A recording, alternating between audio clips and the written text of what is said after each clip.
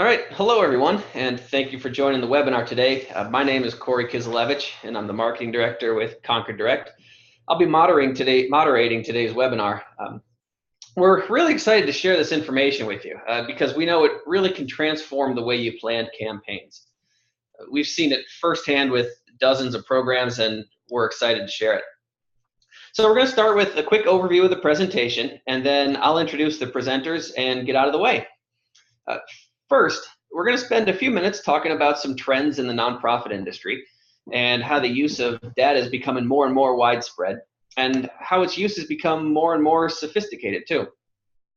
Then we're going to walk through a simulated campaign. So earlier this week, I sent out a link to a survey in preparation for today. Don't feel bad if you didn't get a chance to complete it. Quite a few of you did, and that was plenty of data to provide a good backdrop and context for the presentation. As we walk through the campaign, we'll show you the expected results based on the campaign decisions you guys made in the survey. Then we'll introduce a few analytical tools that'll bring to life some insights in the data that weren't that visible before. And finally, we'll introduce a little AI and machine learning to show you how you can squeeze every possible drop of revenue from your campaigns. Throughout the presentation, especially around the analysis portion, we're going to show you guys some snippets of data.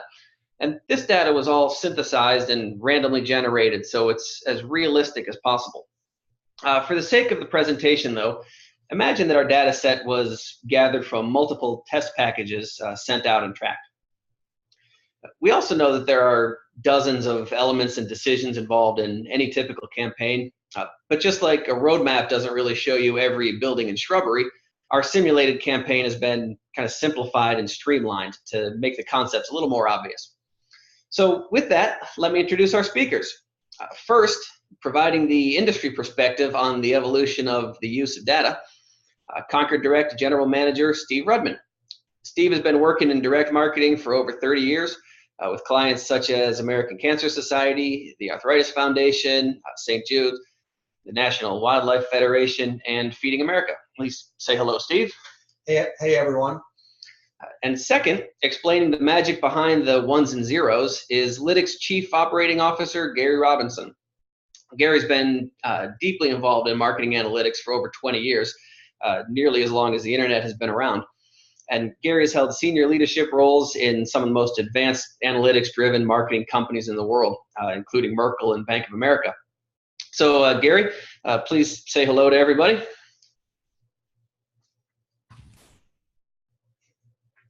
Gary, there you go. Yep. Hello, everyone. Nice to be with you today. So without further ado, I'm going to turn this over to Steve to start our presentation. Steve. All right. Well, I get excited with data. I'm sort of a little bit of a data geek myself, and I really enjoy the opportunity to sort of understand how we can use information to effectively impact people's behaviors and ultimately drive better performance. And I'm sure in one context or another, for everyone listening, that you have had your own experience in looking and understanding at the converging trends of what's going on within the nonprofit space today, and how we have really created urgency to make greater use of data and analytics. As we all know, getting a donor in the door or keeping a donor is no easy task. And so using as much and what is available is critical in being able to accomplish that. At one level, donors are really want to quantify and understand sort of the evidence of impact, right? Because every dollar these days is being scrutinized and people want to understand how it's getting used. The benefit is that with the advances of technology, we have this opportunity to really drill down on cost and understand complexity in a way that we never have before. And so as a result, all of that leads us to the ability to really create these really unique experiences for the donor that are personalized, that are relevant to the things that they may or may not be interested in, or even just presenting them with a different type of offer. And so as we think about data, we need to think about it in a number of different dimensions. when you look at the impact and you realize that 72% of all gifts are coming from an individual contribution, you realize how significant it is to really understand that behavior. And that just demonstrates why it's so important to continue to work towards a better solution. And the notion that constituent data is your most valuable asset, I think that I would imagine is fairly evident to most people. The question becomes, what do you do with it? So as we move forward and discuss in greater detail, I think everybody would probably agree that data analytics at some level is sort of table stakes. It's required. The question is, at what level is it needed in order to accomplish what is relevant and in the right scale for your particular organization? Because data analytics is not all equal. And part of what we're going to talk about is understanding sort of what the levels of that analytical effort is, and how do you start to turn the dials and pull the levers to try and impact. As we probably, this is a quote, but it's really relevant as you think about the conversations you're probably having, and I know that we have a lot around analytics. It's really trying to understand that at the end of the day, what might have been considered advanced a few years ago is now sort of the expectation. And so there are new things that are becoming advanced, right? And I think it's trying to stay ahead of that and understand as much as you can to try and impact that performance. So what is that sort of journey on the analytic spectrum? Because it's, as I said earlier, it's not all equal. At one level, and these are statistics, these are not our numbers. This actually is coming from the IBM Institute. It's fairly significant in my opinion. 67% of nonprofits are sort of in the preliminary stages of using data analytics.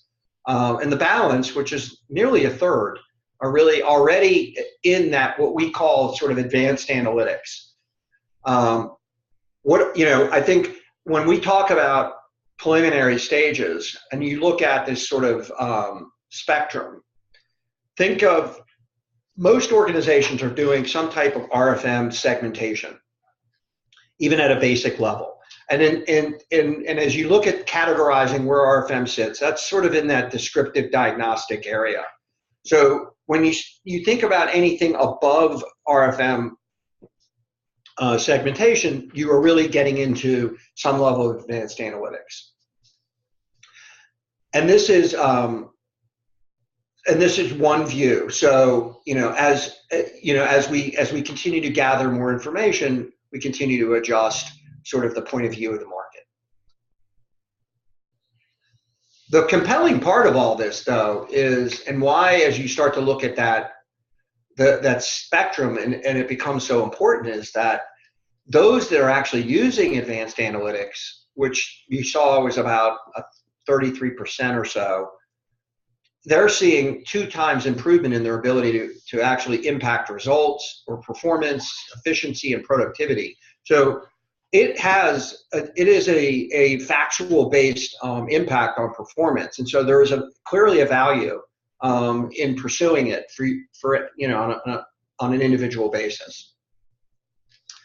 So what is the impact? I mean, if you look at this sort of gives you a good visual representation of those different kind of levels within the spectrum. And pretty much consistently, the big takeaway here is that the foresight, which is really the advanced area, has a bigger impact.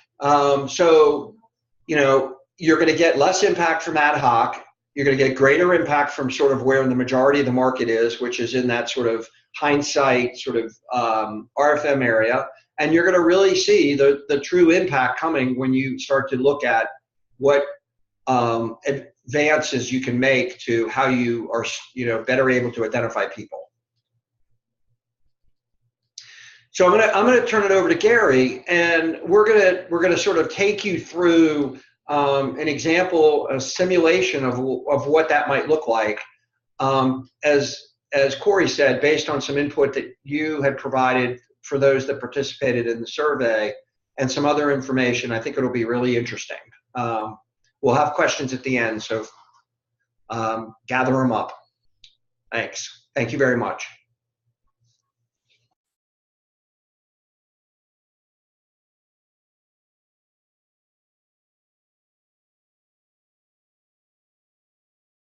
Hello, everyone. Can you hear me okay? Yes, Gary, we got you. You got me. Okay, great. And you see my screen fine, and we switched over to my computer so we could go through the simulation. All right.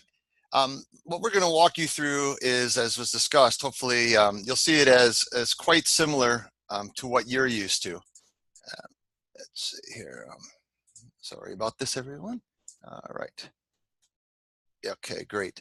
And this data that was generated for this was taken, from similar data that we've analyzed from other nonprofits, but we wanted to keep this anonymous to any particular nonprofit. And so what we've got in this simulation are 3 audience segments, 4 message segments or types, and then 4 premium types. And so what we're going to do is show sort of the journey, as Steve called it, through those stages of analytics and demonstrate what kind of results you get from those. And I can talk a little bit about some of the steps that are taken to achieve those results. And so many of you had also replied to a survey that was sent out on these, and so we'll come to those survey results shortly. So what you're seeing is 3 audience segments of varying quantity. The audience segments are just representative of any type of audience segment that you might have. And you probably have much more than 3, but for simplicity, we kept it to 3.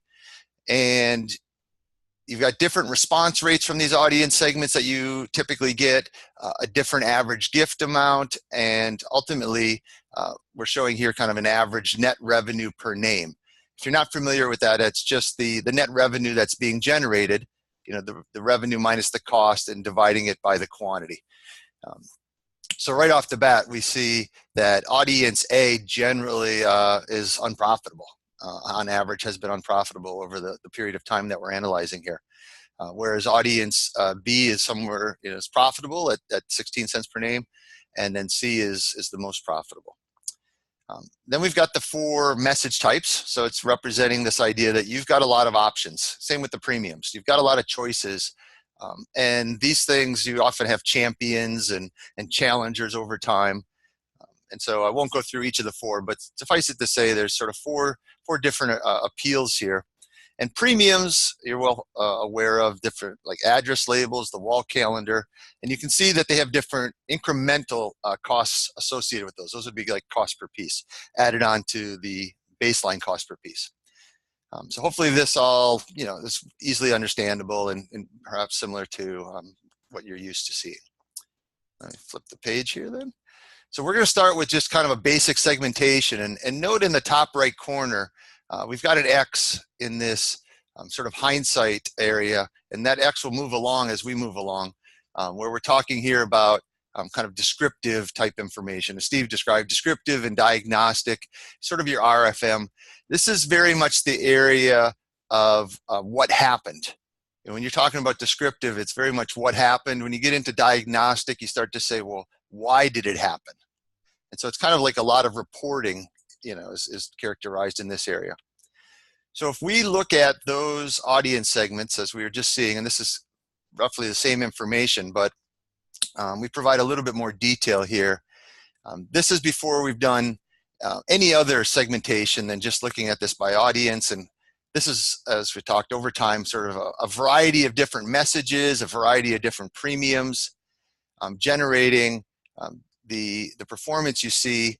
And so this results in an average of $66,267 in revenue. It costs $63,000. And so you end up with $3,267 in net revenue. So that's your profit out of this. So you had to invest quite a bit of money, $66,000, just to get $3,000 in profit. That's 4 cent net revenue per name. So we've noted here the key numbers, because these are what we'll track as we go through this. All right. So let's look at sort of the options that were asked of you all, for those who responded and said, if you had to make a choice, without knowing anything more than this, what might you choose to sort of target? And so, not surprisingly, folks said, well, I would of course target B and C, and I would exclude A. Maybe there's things we can do with A, but for the moment, let's just target B and C. And then when it comes to the campaign messaging, message 4, not sure exactly what reason, but was chosen as the message of most interest, and then with the wall calendar. And so we're going to play this through now and say, all right, let's see if this outperforms what we were just looking at. Naturally, you think it should, just for the sake of having eliminated audience A. And so we move up into our diagnostic, trying to understand why it happened. And so what we've done already is we've reduced our quantity, so we're at 50,000 instead of 90. We've actually increased the response rate. It was like 3.6 or something, and we've increased the average gift. So the choice to reduce the size and eliminate audience A, and potentially even go with the message 4 and wall calendar, seems to have been a good one to make. Certainly relative to net revenue, it's gone to $13,893, which is an improvement of $10,000, just over nearly $11,000. And the cost is decreased by $14,500 because we're marketing less. And this is sort of the general process that you all are making on a regular basis. You're doing some level of analysis of your campaigns, and kind of maybe moving from some existing champion to new champion, and and sort of doing the best you can, and using data to make the decision and having positive impacts. And as Steve said, again, you're operating up here kind of in this RFM area. So the question is what happens when you move into this idea of advanced analytics? And it sounds a little bit sort of mysterious if you're not familiar with it, but like all things that are, if once you learn it, it's not that mysterious at all. And the ease with which you can do it now is becoming so much easier and greater. So as we move into that area, I just want to give you a quick little insight on this idea of sort of predictive segmentation. We've talked thus far about audience A, B, and C, and what we want to do is recategorize them. In this case, we're going to call them tier 1, 2, 3, and 4. So when one does predictive modeling, they're analyzing obviously data, as much data as is available. Steve was talking about the importance of the data you have. So certainly the gift history data is just a wealth of fantastic information, and it's being used for RFM. RFM is a strong segmentation, but it sort of minimizes some of the richness of the data by putting it into those R, F, and M buckets. They're defined buckets. The difference that might exist within a bucket is lost. Another good source of information is the promotion history information, the number of contacts, the what was received, when it was received, how many times it has been received. This is not as powerful as actual behavior, the gift history, but it's still very predictive and adds a lot of value. The challenge with what I'm talking about, though, is it starts to get voluminous. It's you start to have a lot of information, and you potentially are not in a position to be able to analyze it as simply as you could with RFM. RFM, you go into your spreadsheet and you can look at what are still fairly complex matrices, but with the tools that we're talking about with the different modeling tools. They're making it so much easier, faster now to apply all of these algorithms that, these terms you may have heard, where they really interrogate all of the elements of the data and figure out what's most predictive. What exact definition of recency, like what is the, instead of looking at it by months in groups, we'll look at it by days. And we'll say, I want to know number of days since last donation, and number of days since second to last donation, and number of days since third last donation, because I want to know the velocity of gift giving. Is it increasing, decreasing? Is it flat? So the idea is there's a lot of wealth in that information that it takes the next level of analytics to really flesh out. And so what happens is we will take your existing segmentation and we'll sort of rebuild it. And this is what you're going to see here. We're going to have tier 1, 2, 3, and 4. And A, B, and C, they're just now within these tiers. They're sort of being moved over and redefined. So I just want you to understand this, because as we now move into this next level, you may say, well, what happened to A, B, and C? Same people. We're just recognizing some of the A's are tier 1 and some of the A's are tier 4. And some of the B's are tier 4 and 2. And you kind of have a mix, within these of this new definition. All right. So as we move into predictive now, we're down here. And predictive is saying what will happen. We've moved from what happened, why did it happen, to what will happen. And as we move up this progression, we're closing what's often called the insights to action gap. And if you haven't heard that expression, it really makes sense. I always kind of call it the so what gap, because I remember, throughout my career earlier on, especially when you would present what you thought was compelling analysis, and the senior business manager would say, so what? What am I supposed to do with this? What is this telling me to do? And so when you're at the lower levels of analysis, you have a bigger gap.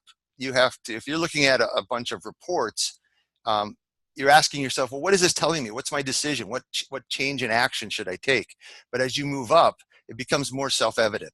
And so when you get into predictive, it's becoming much more clear what you should do. You should do what performs the best. But you'll see there's even a higher level. So within predictive now, we've got our 4 tiers. And so we're going back to our 90,000. Previously we took the 90 down to 50 because we eliminated audience A, but now we're revisiting the 90 in reference to what's currently the champion message and premium. The marketer has asked us, hey, can you analyze my campaigns and tell me who's going to be most interested in message with a wall calendar, because that's what I'm marketing right now, and I want to improve my results. And so what the model does is just that. We train it on your historical data, and we say, based on all this gift history and promo history information, maybe some demographics, tell me what are the characteristics of somebody who's most interested to least interested in giving and at a sufficiently high gift amount. And so when we do that, we get this nice rank order on net revenue per name, and ultimately net revenue. So this is what we would probably sort of model on, is ideally this net revenue per name. And now we've got sort of just this new table to think about. And just like before where we eliminated A, this is clearly suggesting I would not market tiers 3 and 4. They're underwater. Tier 1 is fantastic. That looks great. And in fact, we're really not using this time to talk a lot about contact frequency, but you might say tier 1 maybe an audience that you can likely market to more often than say tier 2. And we've only broken it into 4 tiers for simplicity again. The number of tiers is really up to you, the data scientists, what have you, as volume allows for. And so when we do this, naturally you're going to say, all right, well, given this, I want to see what tier 1 and 2 provide me with results. So now I had my 90,000, and I'm scaling it back down, but not 50. I'm actually scaling down to only 45,000. because that's the sum quantity that fell into tier 1 and 2. Still message 4 wall calendar. My response rate on that is 5.6 with a $25 average gift. And now my net revenue has really climbed because I'm getting much more efficient and effective with my targeting. Now my net revenue is up to 19, nearly 20,000, to a further improvement of $6,000 over the previous targeting. As I mail less, I'm reducing my cost, and so I've further improved my my cost reduction by another $4,850. And so my net revenue per name now is up to 44 cents. And this idea, I mean, I'm not telling you anything you don't know of net revenue is, you know, or ROI, is not only are you generating, you know, more net revenue, but you're spending less money to do it. And so that's money that can be reinvested or used elsewhere. So it's great. You know, you only have to ask for, in this case, $43,000 instead of, you know, $60,000 to generate, in this case, even more net revenue. So you're really winning, it feels like, in both ways. So this is what a predictive sort of analysis would give you. You're asking someone to optimize what you're currently doing. But when you get into the next phase, as we'll do, the prescriptive / AI, artificial intelligence. Prescriptive is, you know, we're talking about, you know, how did I do? Why did I perform the way it did? You know, predictive is how will it perform? Let me predict. And then prescriptive is that final step. What should I do? And it's, you know, it's usually built off of a predictive foundation, but it's going a step further and saying, let me look at all available options. Let me put all of the options on the table. Let me build all of the models that will give me all of the predictive performance, and let me right size and line up the right offer with the right person and all that. And so the idea of the AI gets into whether it's being done in some automated, you know, let's say machine learning, you know, whether, you know, there's a system in place, an infrastructure and technology, software to sort of do that for you. And there are, and these things, as we've said, keep coming down in price and are much easier now than they've ever been. And so when we do that, what we're looking at is going back to the 90,000 and now looking not at just message 4 and wall calendar, but looking at everything that you've marketed over, you know, some period of time where you've got enough of variety that you really want to see, well, I had this A, B, and C, but what if I just look at it at the individual level? What if I just try to predict who's going to be most interested in you know, the wall calendar versus the pocket calendar versus, and, you know, any of the other premiums or any of the other creatives? You know, what is the right combination for the individual? You're continuing to move this down, but again, the complexity goes up, and so your ability to do this feels more distant. But it's a matter of just finding a specialist and someone who does it.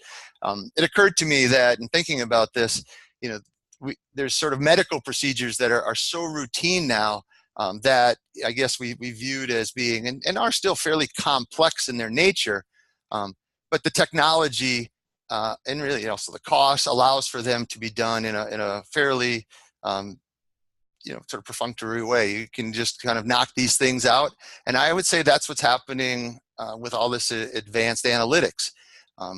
It's been around enough, and what's changing is more of just pure machine learning and AI, but the underlying mathematics has been around for a while, and it's very sound, and so the technology is making it easier. And so these things that seem really complex are, if you're not experienced with them, but for the practitioner, they're fairly routine. And so you really should be taking advantage of you know, the abilities that are out there and the folks who specialize in this.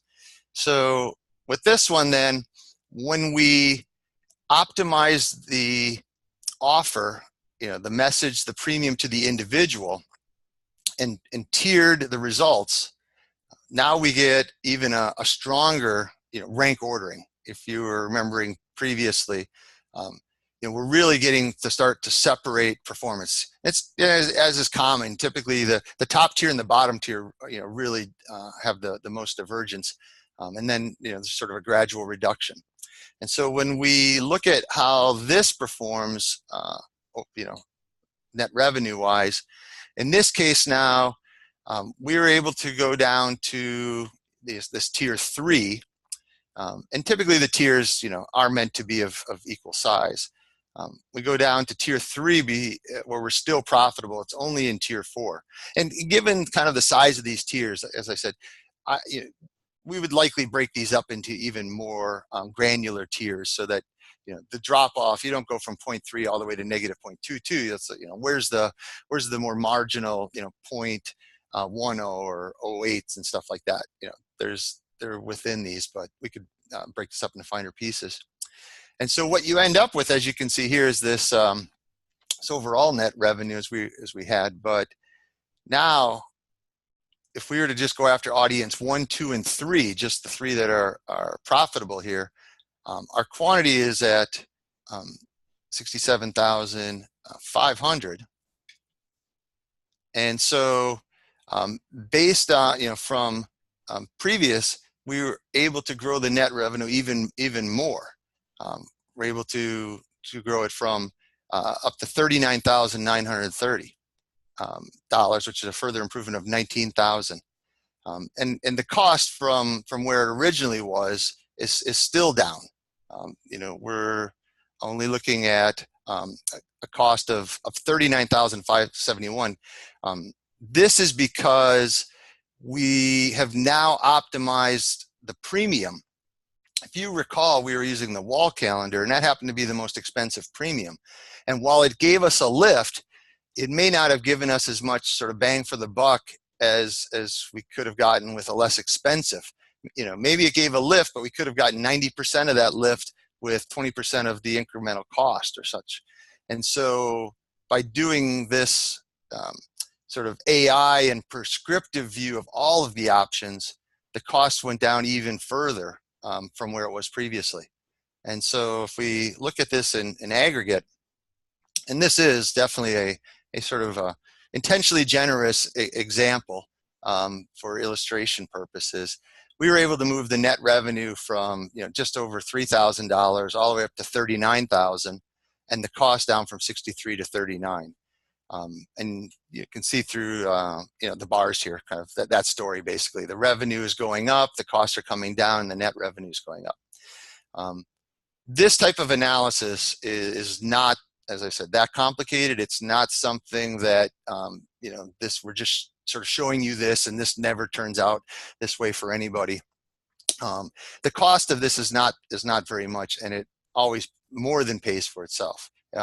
It's just building on what you're already doing. You're doing a more simplistic form of this with RFM and the analysis you're doing. It's just now asking the models and the technology to interrogate the data in ways that you simply can't. And then the results are ones that you can make better decisions on. I always want to make sure that that's noted, is that this is not taking away from your role or your responsibility or your importance. This is providing additional information so that you can make better decisions. And there may be exceptions. You may say, I appreciate what it's telling me, but I'm gonna still do whatever in this particular area. And I'll look at those results separately, or I'm gonna challenge it and test it. And so it's really just it gives you a more powerful insight, information, and ability to, again, make better decisions. So I hope that was clear.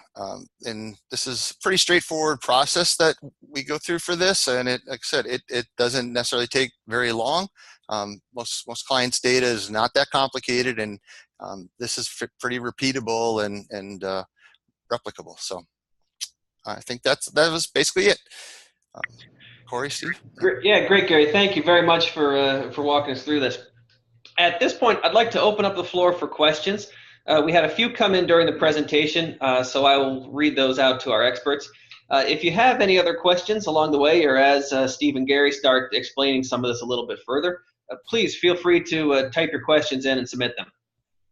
So the first question that we received was, what's the minimum size for, what's the minimum size program for something like this?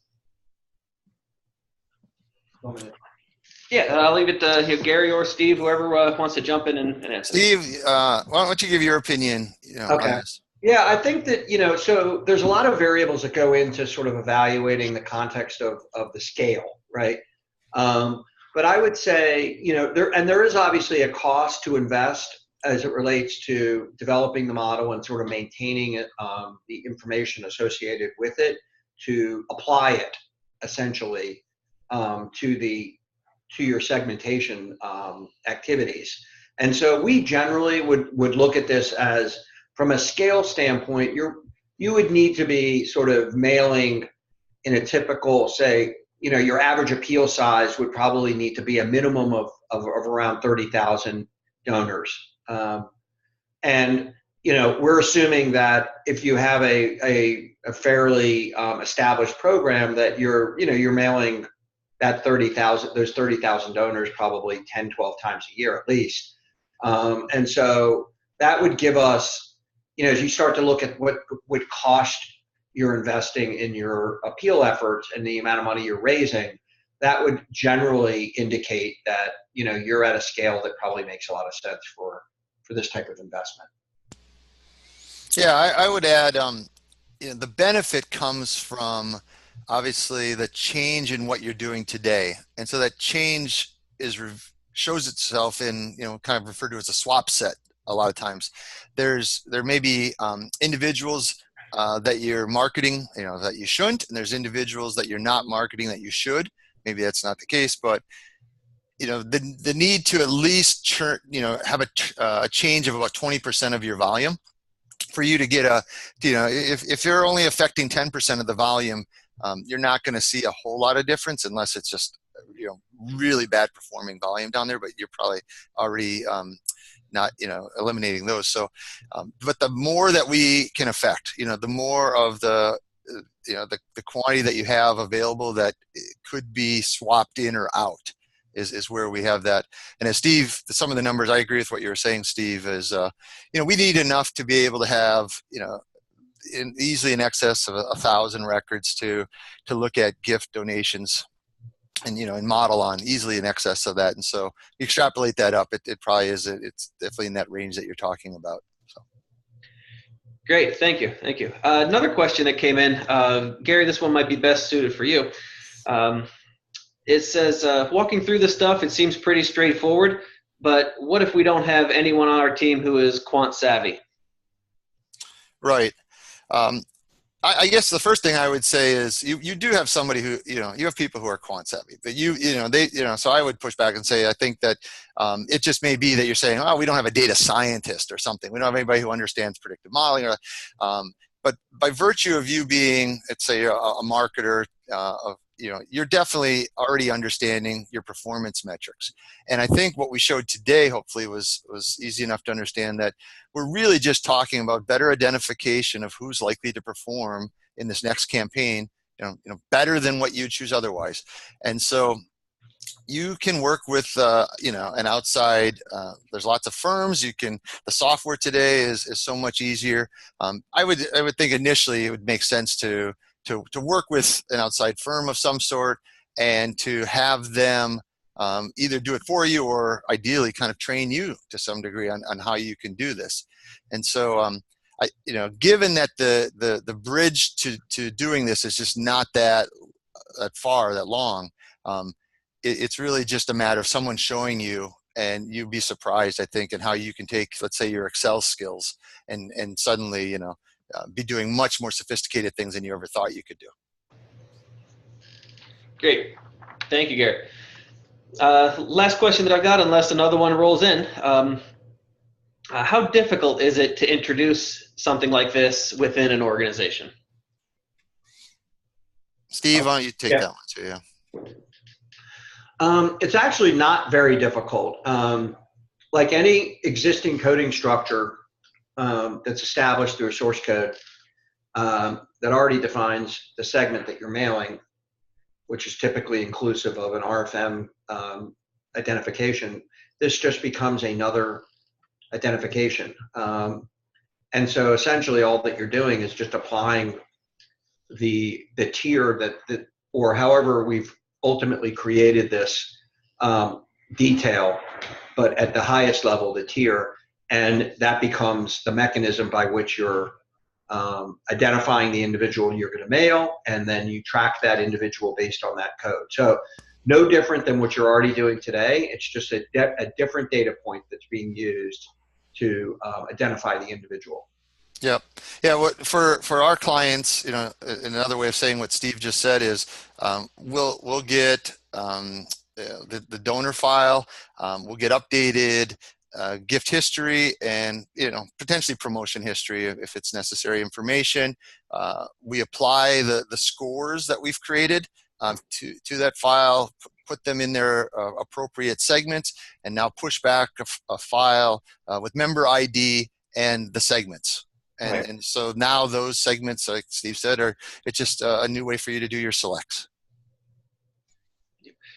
Great. All right. Thank you. Gary, Steve, thank you guys so much for making time in your afternoon to talk. We're going to wrap up our webinar here and close things off. So, we are constantly refining this presentation, and we'd love to follow up with each of you to hear your thoughts on what you thought about the messaging and the presentation, as well as the concept itself. We'd also like to see if this is something that you'd be interested in exploring more for your organization. So we're actually going to be at the Bridge Conference in Washington, D.C. later this month. If you're there, we'd love to meet up and buy you a cup of coffee. In the meantime, though, if you'd like us to verify or to help you guys verify some of the thoroughness of your data and see how see what kind of robust data sets you guys are working with now, and to see how ripe for implementation something like this would be, we'd like to invite you guys to sign up for a free donor health report. So we'll send out a link for that shortly. No obligation, just wanted to share the information and let you guys take a good unbiased look at what it is that you're doing already and see how that measures up. So thank you guys again for your time in presenting and both attending as well. I will look forward to talking with you in the future, hopefully seeing you at Bridge. And here's to happy number crunching. Thank you guys. Take care. Yeah, thanks everybody.